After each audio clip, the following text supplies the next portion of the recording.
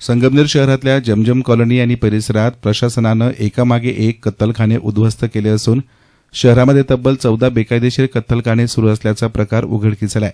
त्यातील 8 ते 9 कत्तलखाने सायंकाळपर्यंत उद्ध्वस्त करण्यात आले। पोलीस आणि नगरपालिका प्रशासनानं कत्तलखान्यांवर धडक कारवाई केल्यानं कत्तलखाना चालकांमध्ये मोठी खळबळ उडाली। संगमनेर शहरात अनेक वर्षांपासून मोठ्या प्रमाणावर बेकायदेशीर कत्तलखाने सुरू होते। या कत्तलखान्यातून दररोज शेकडो जनावरांची कत्तल करून हजारो टन गोमांस मुंबई, ठाणे, हैदराबाद या ठिकाणी पाठवले जाते। या व्यवसायातून लाखो रुपयांची दररोज उलाढाल होत असते। मोठ्या प्रमाणावर पैसे मिळत असल्यानं अनेक जण या व्यवसायात सहभागी झाले होते। शहरातील कोल्हेवाडी रोड, जमजम कॉलनी, जोरवे रोड या भागात विशेषतः हे कत्तलखाने सुरू होते। शहरात बेकायदेशीर सुरू असणारे कत्तलखाने बंद करावेत या मागणीसाठी शहरातील हिंदुत्ववादी संघटनांनी वेळोवेळी आंदोलनं देखील केली होती। पोलीस प्रशासनाकडून तातोरमातोर कारवाई केली जात होती, त्यामुळे कत्तलखाने सुरळीतपणे सुरूच होते। मात्र हे कत्तलखाने तात्काळ उद्ध्वस्त करा असे निर्देश आमदार अमोल खताळ्यांनी दिल्यानंतर सोमवारी नगरपालिका आणि पोलीस प्रशासनानं संयुक्त मोहीम राबवून बेकायदेशीर चालणारे कत्तलखाने उद्ध्वस्त करून टाकले। संगमनेर शहरातील कत्तलखाने उद्ध्वस्त करण्यासाठी आमदार अमोल खताळ्यांनी पहिल्या दिवसापासूनच आक्रमक भूमिका घेतली होती।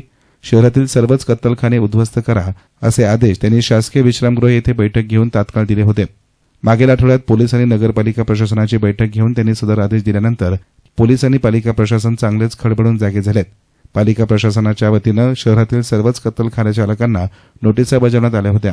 या नोटीसी येऊनही कत्तलखाने बंद करण्यात आले नव्हते, त्यामुळे सोमवारी सकाळी पालिका प्रशासनानं धडक कारवाई करीत शहरातील बेकायदेशीर कत्तलखाने उद्ध्वस्त करून टाकले आहेत।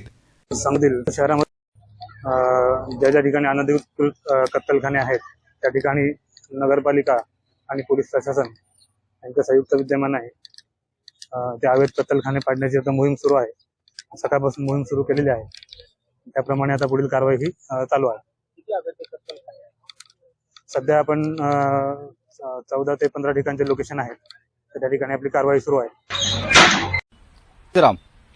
दररोज हजारोंच्या संख्येमध्ये गाई बैलांची कत्तल व्हायची, पवित्र अशा गोमातेचं रक्त सांडलं जायचं। असे सर्व मोठमोठे बेकायदेशीर कत्तलखाने आज सकाळपासून उद्ध्वस्त करण्याचं काम संगमनेर नगर परिषद आणि पोलीस बांधव करतायत। याबद्दल मी प्रशासनाचे मनापासून आभार मानतो। ज्या ठिकाणी गायीला आडवं पाडून गायी कापली जायचे असे सिमेंटचे कोबे, मोठमोठे कटडे आणि भिंतीचं बांधकाम केलेले मोठमोठं स्ट्रक्चर आणि पत्र्याचे शेड हे मुळासकट उद्ध्वस्त करण्याचं काम जेसीबीच्या साहाय्याने पोलीस बांधव आणि प्रशासन करतंय। याबद्दल मी सर्वांचे आभार मानतो, त्यांना धन्यवाद देतो। संगमनेर शहरामध्ये पुन्हा बेकायदेशीर कत्तलखाने उभे राहू नयेत यासाठी प्रशासनाने काळजी घेतली पाहिजे।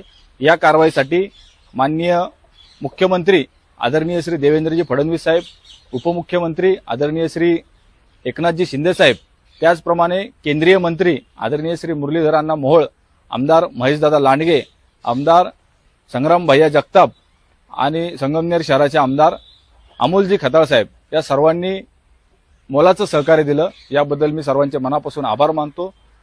आणि या कार्यामध्ये स्थानिक संगमनेर शहरातील बजरंग दल, विश्व हिंदू परिषदेचे कार्यकर्ते हे माझ्यासोबत कायम ठाम उभे राहिले, त्यांचे देखील मी मनापासून आभार मानतो। धन्यवाद। यस्तान मीडियासाठी प्रतिनिधी गोरक्षणे, संगमनेर।